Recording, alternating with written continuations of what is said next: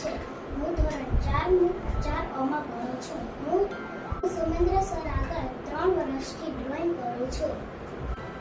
કયું ચિત્ર? તેમાં ચિત્રો છે કઈ રીતે ખબર પડી?